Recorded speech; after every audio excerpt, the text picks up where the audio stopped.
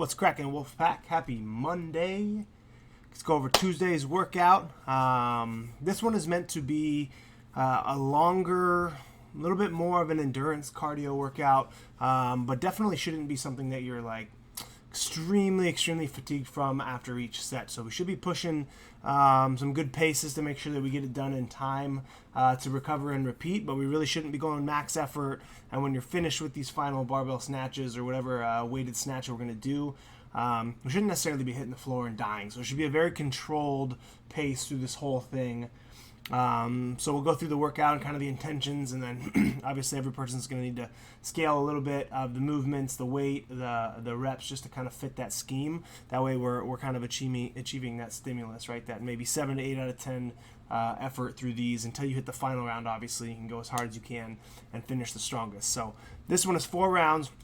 Every 8 minutes, you've got to complete a 2-minute run. So normally it would be like a 400-meter run, but we don't have marked off 400s for everybody to do, and this will help keep us in the time domain that we need to be in. So 2 minutes of running, you're going to run out for a minute and back in for a minute. Again, this is not meant to be a sprint run. So if we're going to run a 400 at the beginning of the workout, it would be probably a little bit paced, maybe a little faster than you normally would if we're going to run multiple 400s. But the fact that we get rest at the end of the set means we can kind of push the pace a little bit with the intentions of coming in and grabbing that kettlebell and hopefully getting all 20 in one set, especially in the beginning. Okay, so we've got 2 minutes on the run. Come in, you're probably going to take 15, maybe 20 seconds maximum of rest recovery, hopefully, maybe a little bit less, and then we're going to get right to the swing. So if you go to 20 unbroken swings at a pretty movable pace, like we're not ripping it down and ripping it up, right? 20 swings is going to take us about 45 seconds maybe, depending on your height. So if you put that together, 2 minutes of running, call it 20 seconds of rest transition, 20 kettlebell swings at 40 seconds, you're sitting at 3 minutes right there, okay? And that's perfect.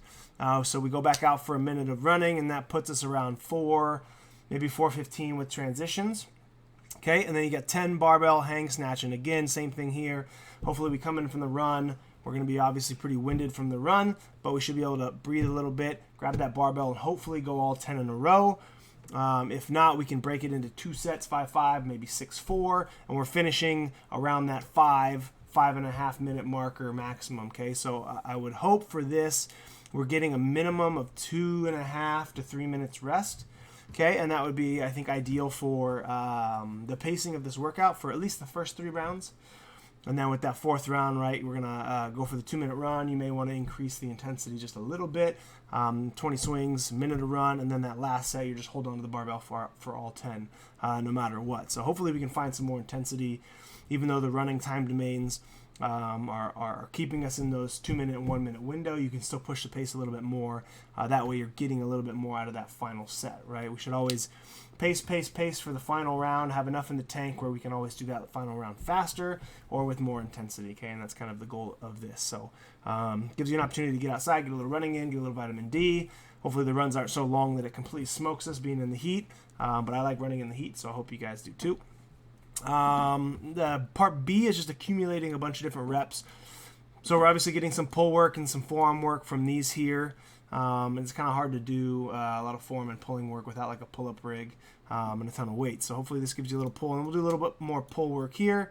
So you got 50 bent over barbell rows, 50 V-ups, 50 barbell bicep curls, and then 50 leg lifts. So probably how you want to approach this is, and you can do this in any order, that way you're not switching weights from here and here. I'd probably knock all of these out together. So maybe, I don't know, the weight that you're using probably should be doing a minimum of 10 on these barbell rows, just so we're getting a nice pump.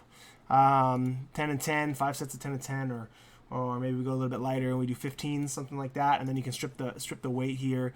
And I'd say the same thing for the bicep curls. So you're probably looking for a minimum of 10 here. That way we're getting a decent pump from these bicep curls, and then 50 leg lifts. So you can do it however you want. You could do barbell rows, V-ups, leg lifts, and save the bicep curls for the end, and it's totally up to you. Or you go backwards. You can do the bicep curls first if you want to make these bent over barbell rows a little bit harder, so you don't have a ton of weight. You can obviously do these first and fatigue yourself, and then go backwards on these two. So it all works. If you have any scaling questions or you need any switches or you need any help, just shoot me a message or comment on the post below. But hope you guys enjoy this one. It should be a fun one, and get a good sweat, get a good little workout, get breathing a little bit, and feel good for a Tuesday. And we'll see you back on the video tomorrow night. Okay, guys? Have a great night. Bye.